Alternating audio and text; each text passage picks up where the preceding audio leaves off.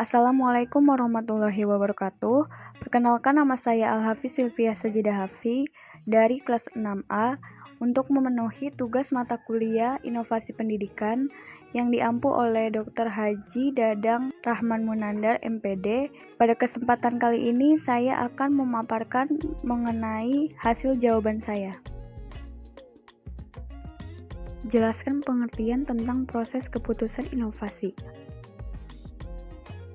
Proses keputusan inovasi ialah proses yang dilalui atau dialami individu atau unit pengambil keputusan yang lain, mulai dari pertama tahu adanya inovasi, kemudian dilanjutkan dengan keputusan setuju terhadap inovasi, penetapan keputusan menerima atau menolak inovasi, implementasi inovasi, dan konfirmasi terhadap keputusan inovasi yang telah diambilnya. Faktor apa saja yang mempengaruhi proses inovasi pendidikan? Faktor-faktor yang mempengaruhi proses inovasi pendidikan adalah yang pertama, faktor kegiatan belajar mengajar. Yang menjadi kunci keberhasilan dalam pengelolaan kegiatan belajar mengajar ialah kemampuan guru sebagai tenaga profesional. Kedua, faktor internal yang mempengaruhi pelaksanaan sistem pendidikan dan dengan sendirinya juga inovasi pendidikan ialah siswa.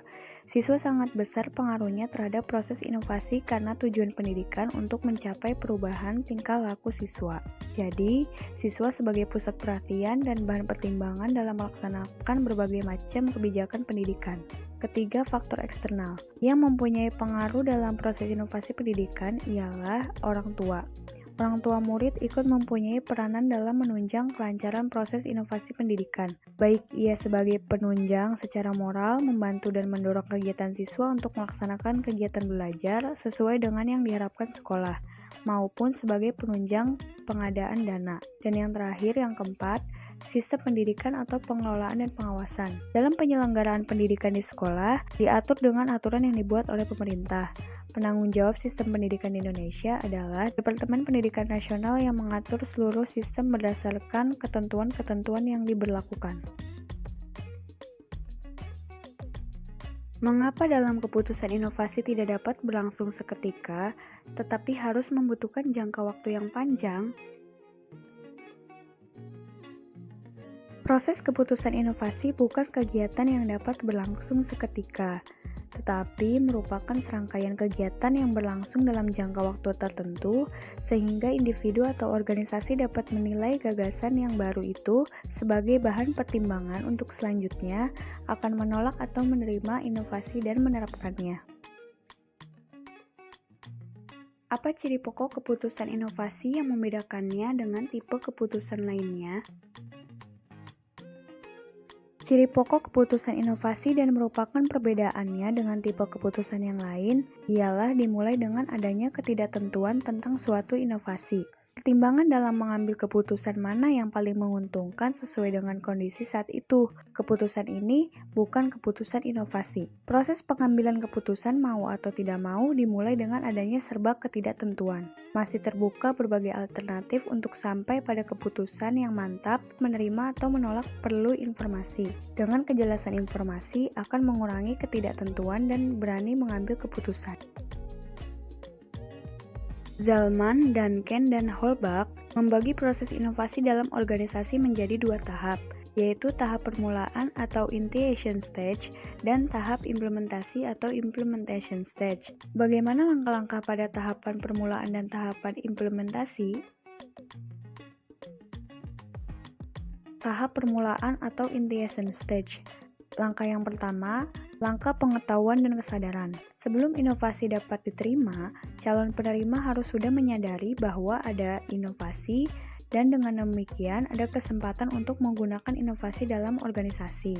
Langkah yang kedua, langkah pembentukan sikap terhadap inovasi. Dalam tahap ini, anggota organisasi membentuk sikap terhadap inovasi. Dari hasil penelitian menunjukkan bahwa sikap terhadap inovasi memegang peranan yang penting untuk menimbulkan motivasi dan ingin berubah atau mau menerima inovasi.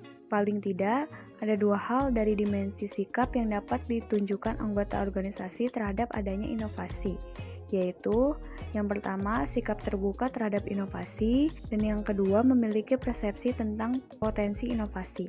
Langkah yang ketiga, yaitu langkah pengambilan keputusan.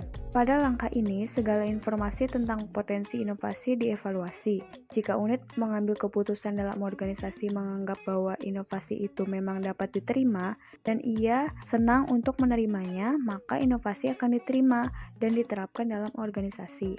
Demikian pula sebaliknya, jika unit pengambilan keputusan tidak menyukai inovasi dan menganggap inovasi tidak bermanfaat, maka ia akan menolaknya. Pada saat akan mengambil keputusan, peranan komunikasi sangat penting untuk memperoleh informasi yang sebanyak-banyaknya tentang inovasi, sehingga keputusan yang diambil benar-benar mantap dan tidak terjadi salah pilih yang dapat mengakibatkan kerugian bagi organisasi. Tahap implementasi atau implementation stage. Pada langkah ini, kegiatan yang dilakukan oleh para anggota organisasi ialah menggunakan inovasi atau menerapkan inovasi. Ada dua langkah yang dilakukan, yaitu yang pertama, langkah awal atau permulaan implementasi. Pada langkah ini, organisasi mencoba menerapkan sebagian inovasi, langkah kelanjutan pembinaan penerapan inovasi. Yang kedua, jika pada penerapan awal telah berhasil, para anggota telah mengetahui dan memahami inovasi, serta memperoleh pengalaman dalam menerapkan, maka tinggal melanjutkan dan menjaga kelangsungannya. Sekian yang dapat saya sampaikan. Terima kasih. Wassalamualaikum warahmatullahi wabarakatuh.